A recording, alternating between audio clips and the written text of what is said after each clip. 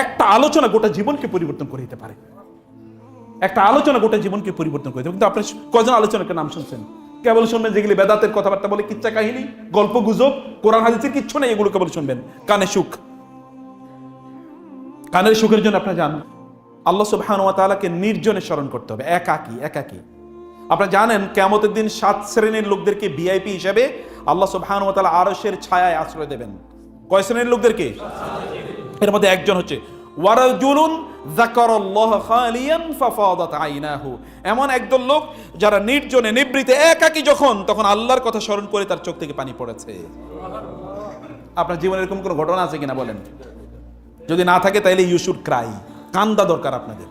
এই কারণে কাঁদা দরকার যে আমি একা কাঁদতে পারলাম না।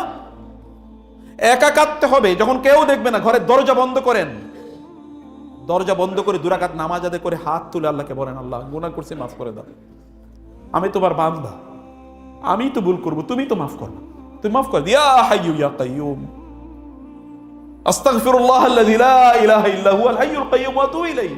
আল্লাহকে বলেন, হে আল্লাহ তুমি ক্ষমা করে দেবা, আমি গুনাহ করেছি, আমার সবগুলো গুনাহ মাফ করে দাও, আমার এই প্রবলেমটা তুমি সমাধান করে দাও, আমার এই সমস্যা সমাধান করে দাও। দরজা বন্ধ করে কাঁদেন। এই যে মুরব্বীরা ওই রাস্তার ঘাটে, বাজারে, দোকানে বৈশা কইলে কারো লাভ হবে না। এই যে ইয়াংরা ফেসবুকে লেখলে কোনো কাম হবে না। এগুলো শোনার কোনো মানুষ নাই। আজকে যার কাছে বলেছেন ওই লোক আপনার আগামীকাল উঠে দিয়ে আপনাকে খোটা দেবে, আপনার বিপদে যাবে। কিন্তু যিনি আপনার সমস্যা সমাধান করতে পারেন তাকে বলেন, চোখের পানি ফেলে তাকে বলেন। দেখেন চোখের পানি ফেলতে দেরি, কিন্তু আপনার ওই সমস্যার সমাধান হতে দেরি নাই। সমস্যা সমাধান করতে পারেন কে? আল্লাহ সুবহানাহু ওয়া তাআলা।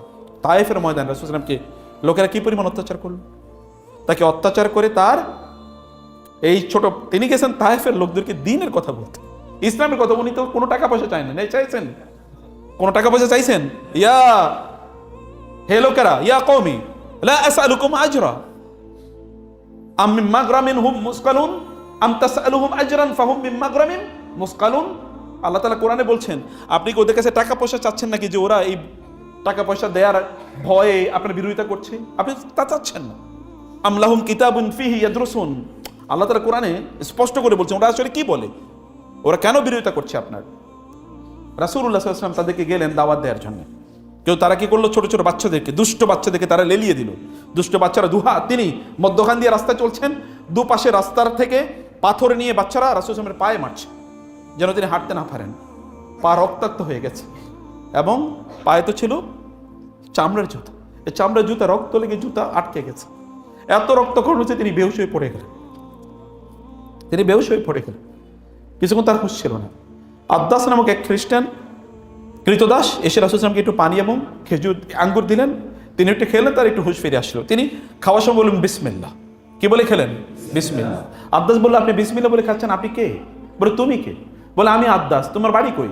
বলে আমার বাড়ি তো নিনা নামক জায়গায়। নিনা মানে হচ্ছে এটা ওই যে আপনার মানে ইরাকের কাছাকাছি একটা নিনা নামক জায়গায়, এখান থেকেই ইউনূস আলাইহিস সালামের নাম হচ্ছে জুন্নুন। তো বলে যে অথবা নুন মানে হচ্ছে মাছ, বড় মাছ, তো নিনা নামক জায়গা। বলে ও নিনা, তুমি তো নিনাতে তো আমার ভাই ইউনূস আলাইহিস সালামের জন্ম হয়েছে, উনি তো ওইখানকার নবী। বলে আপনি তাকে চেনেন? বলে কেন চিনবো না, আমিও নবী উনিও নবী, আর আমরা নবীরা ভাই ভাই। বলে আপনি কে? বলে আমি তো নবী, আল্লাহ তাআলা এই উম্মার জন্য আমাকে পাঠিয়েছেন। বলে তো আমি তো আপনারই খুঁজতেছি। এবং সাথে সাথেই রাসূল সাল্লাল্লাহু আলাইহি ওয়াসাল্লাম 2 হাতে সে চুমু দেওয়া শুরু করলো এবং চুমু দিয়ে বললো যে আপনি আমার মুসলমান বানিয়ে দেন। আদ্দাস কৃতদাস। আপনারা কৃতদাস কে? একজন আছেন নাকি এখানে কৃতদাস? একজন আদ্দাসের সমান হতে পারেন না আপনারা? আমরা মুসলমানদের আমাদের ইমানের লেভেল দেখেন। আদ্দাস চুমু পড়ে দিল, রাসূল জড়িয়ে পড়লো তাকে এবং বলল আমি মুসলমান হয়ে যেতে চাই। তিনি তাকে মুসলমান বানিয়ে নেবেন।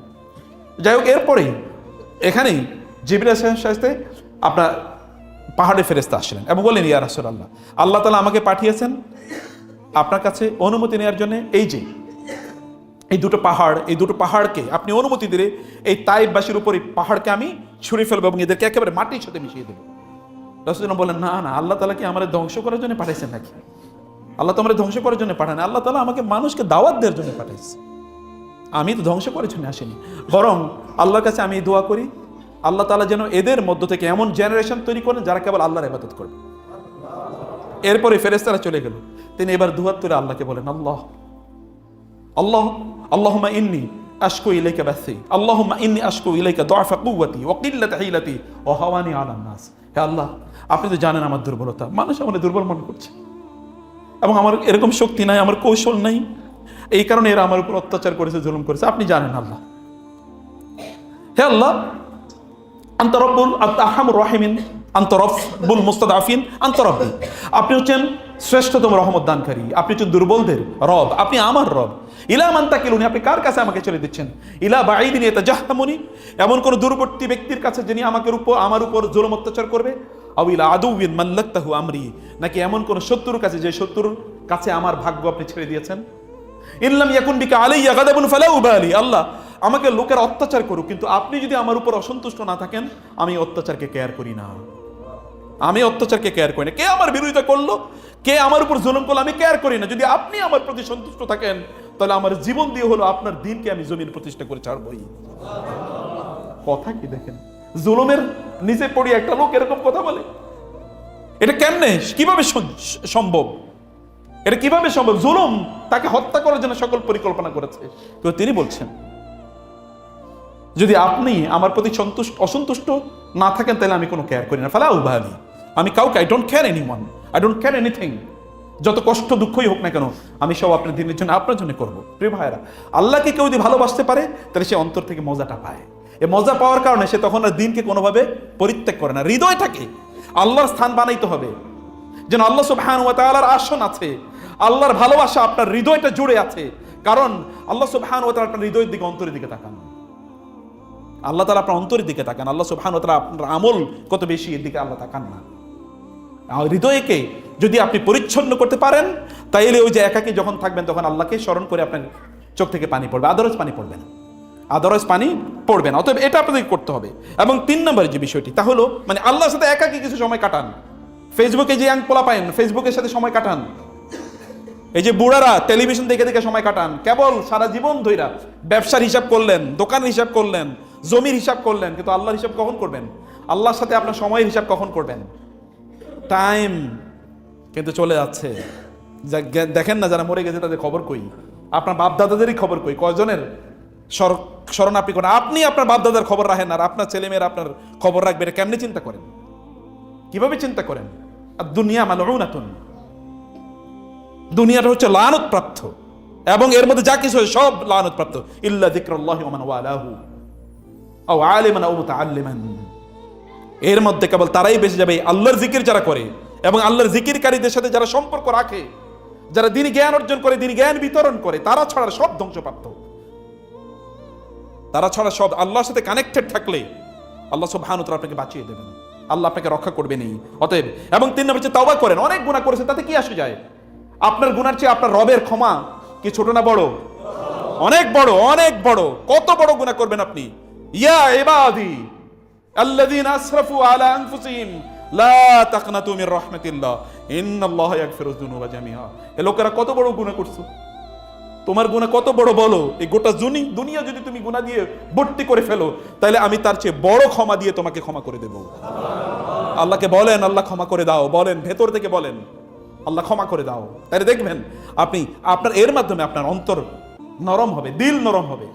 এটা দিল নরম করার অন্যতম প্রধান একটা উপকরণ, প্রিয় ভাইরা। আল কলবু ইয়াসলাবু মিন কাসরাতি যুনুব, মানুষের অন্তর কঠিন হয়ে যায় গুনাহ করার কারণে। গুনাহ করার কারণে মানুষের অন্তর কঠিন হয়ে যায়। গুনাহ করতে করতে করতে রাসূল সাল্লাল্লাহু আলাইহি ওয়াসাল্লাম বলেছেন, ইযা আযনাবাল আবদু যামবান নুকিতাত ফি কলবিহি নুকতাতুন সাউদা। লোকেরা যখন গুনাহ করে, তখন তার অন্তরে কি কালো দাগ পড়ে যায়, কালো দাগ পড়তে পড়তে এমন একটা অবস্থা হয়ে যায় যে তার অন্তরে আর কোনো দিনই কথা আর দিনই কাজের কোনো প্রভাবই তার অন্তরে পড়ে না। যখন নামাজে দাঁড়ায় তখনও তার মন পড়ে না, যখন জুমা বারে তখন সে দেরিতে মসজিদে আসে, কোনোদিন খারাপ লাগে না এই লোকের। এমন একটা মুসলমান, এই সকল মুসলমান জুমা বারে, ভালো করে শুনেন, এরপরে কোন দিন জুমা যদি আপনাদের এখানে আসি, তাহলে দেখবো যে আপনাদের ইমানের পারদ কোন লেভেলে আছে। যখন জুমার দিন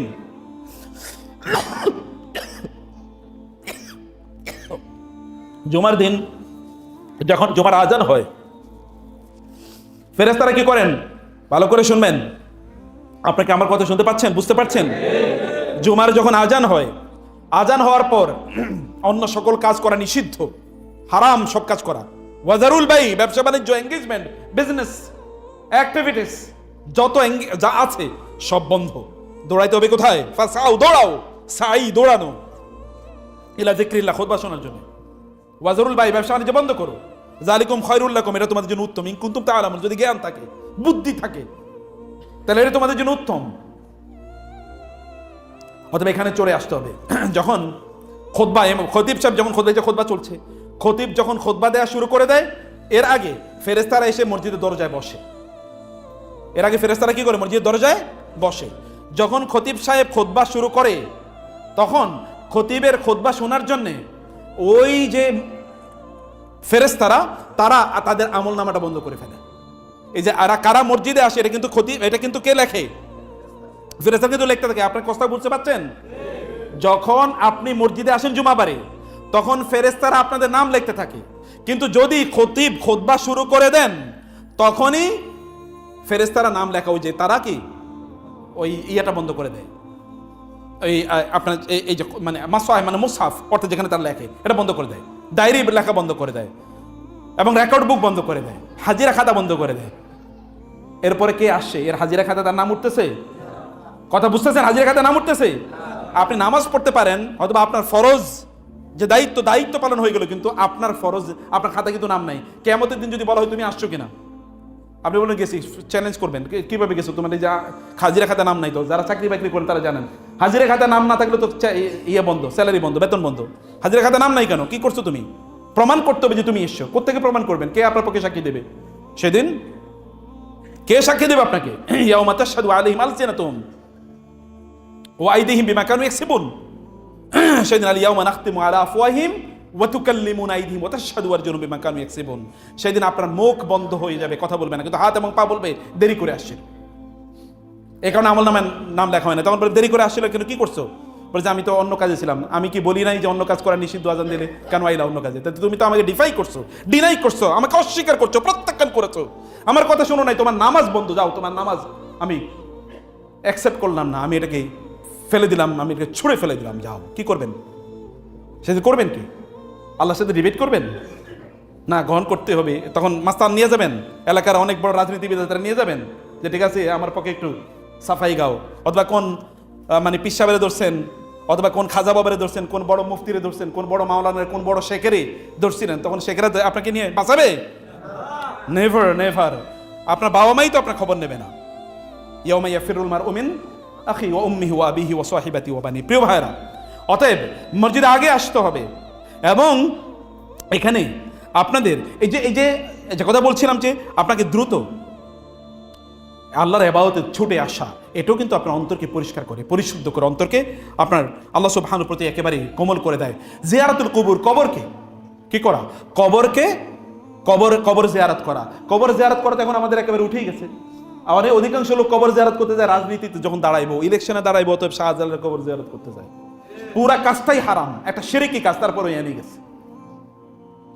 শিরক কিভাবে রন্ধ্র রন্ধ্র ঢুকিয়ে দিয়েছে দেখছেন? খাজাও আবার কবর জিয়ারত করতে যাবে, বাপ মার খবর নাই। কবর জিয়ারতের জন্য সফর করা জায়েজ নাই, বুঝতে পেরেছেন? কবর জিয়ারতের জন্য সফর করা কি নাই? জায়েজ নাই। আপনি কবর জিয়ারত করবেন এখানে, আপনার আশপাশে যে কবর আছে সেটা জিয়ারত করবেন, কিন্তু ওই আপনার বাবা মার জন্য কবর জিয়ারত করতে যাবেন, গ্রামে গেছে কি 200 কিলোমিটার অতিক্রম করে গ্রামে গেছে বাপের কবর জিয়ারত করার জন্য। এর আগে কোনোদিন খবর হয় না, সিনেমা দেখে দিন কাটাইছে, নাটক দেখে দিন কাটাইছে, হারাম ব্যবসা করে দিন কাটাইছে, মানুষের গালিগালাজ করে দিন কাটিয়েছে। এখন গেছে মুসল্লির শাস্তে, দিনদার শাস্তে 200 কিলোমিটার 300 কিলোমিটার অতিক্রম করে বাপ মায়ের কবর জিয়ারত করতে গিয়েছে। কবর জিয়ারত তুমি ডেইলি করবা, প্রতিদিন বাবা মার জন্য দোয়া করবা, রব্বির হামহুমা। এটা কি কবর জিয়ারতের সাথে সম্পৃক্ত? কবর জিয়ারত করলে কি ওই কবরবাসীর কোনো লাভ আছে? কবর জিয়ারত করবে ব্যক্তি তার নিজের জন্য। কবর জিয়ারত করলে আপনার ঈমান বাড়বে, আখিরাতের কথা মনে পড়বে, অন্তরটা নরম হবে। এই কারণে কবর জিয়ারত করবেন আপনার জন্য, কবরবাসীর জন্য দোয়া করার জন্য কবরের কাছে যাওয়ার প্রয়োজন নাই। বুঝতে পারছেন কথা? ভালো করে শুনে নিয়েন, এগুলো নতুন কথা না, এটাই কথা। আপনি তো কোনোদিন দিন শিখেনি নাই, আপনার কাছে তো নতুন মনে হবে। আপনি দিনের কি জানেন? যদি বলে আলহামদুলিল্লাহ সূরার অনুবাদ বলেন, তো এখানকার কয়টা লোক বলতে পারবেন বলেন? তাহলে আপনি দিন জানেন কি? কিছুই তো জানেন না, কেবল দুনিয়া নিয়ে সারা জীবন ব্যস্ত ছিলেন। দিনের পড়াশোনা কবে করেছেন? কয়টা আলোচনা ঠিক মতো শুনেছেন? মসজিদে তো আসেন, আর জীবন একেবারে যখন খুতবা শেষ তখন। এরপরে তো তাহলে আপনি তো দিনই আলোচনা শুনেনও না, দিন বুঝেনও না। দিনের কয়টা বই পড়েছেন? কোরআনের কয়টা সূরার আপনি অনুবাদ পড়েছেন? কয়টা সূরার তাফসীর পড়েছেন? কিছুই না। তাহলে এটা হচ্ছে আমাদের দিনের অবস্থা, প্রিয় ভাইরা বোনেরা। এবং এই জিকিরের মাজলিস যেখানে দিনই আলোচনা, এই আলোচনা এখানে বুঝবেন। আমি আজকে আস্তে আস্তে একজন আলোচকের, বাংলাদেশে খুব প্রমিনেন্ট এই সময়ের, মানে অন্য ঘরানার আলোচক, মানে দিনই আলোচক, কোনো ইসলামিক ব্যক্তিত্ব না, কিন্তু তিনি বলেছেন একজন আলেমের কথা যে আমি অমুকের ওই আলোচনাটা শোনার পরে আমার জীবনে যে পরিবর্তন হয়েছে, এই পরিবর্তনটা আমি বুঝাতে পারবো না। আমার একেবারে মানে আগে ছিলাম সেকুলার আলট্রা, এখন হচ্ছে আমি কি একজন প্রকৃত মোমেন হিসাবে কাজ করার জন্য চেষ্টা করছি। একটা লেকচার মনোযোগ দিয়ে শুনেছেন, এবং উনি বলেছেন আমি সারা রাত জুড়ে ওই বক্তৃতা শুনেছি, এবং সকালবেলা যখন আমি নামাজ পড়লাম 2 রাকাত ফজর নামাজ, আমার মনে হলো আমার গোটা জীবনে কোনোদিন ইবাদতে আমি এত স্বাদ পাই নাই। তারপর হচ্ছে যে হচ্ছে আপনাকে দান করতে হবে, দান সাদাকা। গোপনে দান সাদাকা করবেন, প্রকাশ্যে না। এখন তো ক্যামেরা বসায় তারপরে দান করে নাকি, সাংবাদিক খবর দিয়া তারপরে দান করে। এমন জায়গায় দেখেছি দান করে বলবো 100 টাকা, কিন্তু সাংবাদিকের পেছনে খরচ করছে 10,000 টাকা। এরকম আছে কিনা? অধিকাংশ লোকের চরিত্র হচ্ছে এরকম, এটা তো মুনাফিকের আলামত। এবং কোনো একজন ব্যক্তি যদি আল্লাহকে সন্তুষ্ট না করা, বরং মানুষকে দেখানোর জন্য দান করে, ওই ব্যক্তির এই দানের কারণে সে জাহান্নামে যাবে। ওই ব্যক্তির দানের কারণে কি জাহান্নামে যাবে। দান কর গোপনে, কেউ না দেখুক। ওই যে 7 শ্রেণীর লোকদেরকে আল্লাহ সুবহানাহু ওয়া তাআলা কিয়ামতের দিন ভিআইপি হিসাবে, আর মানে কিয়ামতের ময়দানে আল্লাহর ছায়া প্রদান করবেন। তোমাদের একজন ব্যক্তি কি ওয়ারাজুলুন তাসাদ্দাকা বিসাদাকাতিন ফাআখফাহা হাত্তা লা তা'লামু শিমালুহু মা তুনফিকু বিহি ইয়ামিনুহু। এমন একজন ব্যক্তি যিনি সাদাকা দান করেন এমন ভাবে যে তার বাম হাত জানে না ডান হাত কি দান করেছে, এমন ভাবে গোপন ভাবে সে দান করে। কিছু দান করবো এরকম করে 5 টাকা 10 টাকাই করেন, সমস্যা কি? সবই দেখাই করতে হবে, সব দেখে একবার ফেসবুকে একটা পোস্ট দিতে হবে, আমি এই দান করলাম, আমি দানবীর, তাই না? এরকম একটা ভাব, এটা তো জীবন দুনিয়া আখিরাতকে বরবাদ করে দেবে। এটি করবেন না। এবং এক এক রাতের অন্ধকারে যখন নামাজ দাঁড়াবেন একাকী আল্লাহ তাআলার কাছে দুহাত তুলে দোয়া করেন, আল্লাহকে বলেন, একটা করে দেখেন অন্তত জীবনটা 60টা উপভোগ করবেন। পিতামাতার সাথে উত্তম আচরণ, পিতামাতার সাথে সুন্দর করে কথা বলা, আপনি বরকত জীবনে কল্যাণ পাবেন। পিতামাতার সাথে উত্তম আচরণ না করে কিভাবে সম্ভব? এটা কমপ্লিটলি অসম্ভব একটা জিনিস। এবং সর্বশেষ যে কথা বলছি তা হলো যে আমাদের চোখটাকে হেফাজত করতে হবে। অন্তর কিন্তু কি, I is the Messenger of heart ইংরেজিতে বলা হয়, মানে চোখের কারণে অন্তর কি হয়ে যায়, কঠিন হয়ে যায়। দেখেন না কোরআনে সূরা নূরে বারবার বলেছে, কুল্লিল মুমিনিনা ইয়াগুদ্দু মিন আবসারিহিম ওয়া ইয়াহফাযু ফুরুজাহুম ওয়া কুল্লিল মুমিনাতি ইয়াগুদ্দুনা মিন আবসারিহিন্না ওয়া ইয়াহফাযুনা ফুরুজাহুন্না ওয়া লা ইউবদিনা যিনাতাহুন্না ইল্লা মা যাহারা মিনহা ওয়া লা ইয়াদরিবনা বিখুমরিহিন্না আলা জুয়ুবিহিন্না ওয়া লা ইউবদিনা যিনাতাহুন্না ইল্লা লিবুউলাতিহিন্না ওয়া আবাইনা। এভাবে আল্লাহ তাআলা বলেছেন যে পুরুষ এবং নারীরা তাদের চোখটাকে হেফাজত করবে। যদি আপনার চোখকে হেফাজত, এত জেনা ব্যভিচার চারিদিকে কেন? কারণটা কি? এই যে এখনকার ছেলে মেয়েরা, আপনারা এলাকায় মুরব্বী থাকতে এখানকার পোলাপাইন কিভাবে একটা ছেলে একটা মেয়ে বিয়ে করে না, এখন একজন আরেকজন কি কিন্তু তারা এখানে রাস্তায় হাত ধরে ধরে হাঁটে, কিভাবে সম্ভব? এখন থেকে 50 বছর আগে তো কেউ চিন্তা করতে পারেনি, এখন থেকে 40 বছর আগেও কেউ চিন্তা করতে পারে, 30 বছর আগে কেউ চিন্তা করতে পারে নাই। আমি যখন পড়াশোনা করেছি, অনেক বেশি আগের কথা না, আমি ধরেন ইউনিভার্সিটি থেকে পাশ করছি এখন থেকে 25 বছর আগে, 24 বছর আগে। তো সেই সময় দেখেছি, আমি ইউনিভার্সিটি দেখি নাই, আমার সাথে যারা পড়েছে একটা মেয়ের চেহারা আল্লাহর কসম আমি মনে রাখি না, এবং একজনকে দেখছি এরকম কোনো রেকর্ড নেই। এবং এটা আমার জন্যে না, আমার ফ্রেন্ডদের মধ্যে অধিকাংশই ক্লাসমেট যারা ছিল ইউনিভার্সিটিতে, ওই মেয়েদেরকে কেউ কোনোদিন দেখেও না, মানে তাদেরকে তাকায় না, ওরা আলাদা কোথায় বসছে কি কোনোদিন খেয়ালও রাখি না, আমরা খবর রাখি না। আর এখন তো না চিনলে কবিরা গুনাহ হয়ে যায়, ওরে আমি চিনলাম না, আমার এখন আত্মহত্যা করা উচিত। আছে কিনা এরকম? এই যে ইয়াং ছেলেরা আছে, এলাকার কোনো মেয়ে যদি এই ছেলেটার ব্যাপারে এই ছেলেটা ভালো, তাহলে আমি কি বললাম, এলাকার সব মেয়ে বলবো সে খারাপ একটাও নেই, কারণ সবার সাথে তারা অলরেডি ফেসবুকে এবং মেসেঞ্জারে কথাবার্তা আদান প্রদান হয়ে গেছে। এরকম একটা পরিস্থিতি আমরা যাচ্ছি, এটা আইয়ামে জাহিলিয়াতের চেয়ে ভয়াবহ অবস্থা।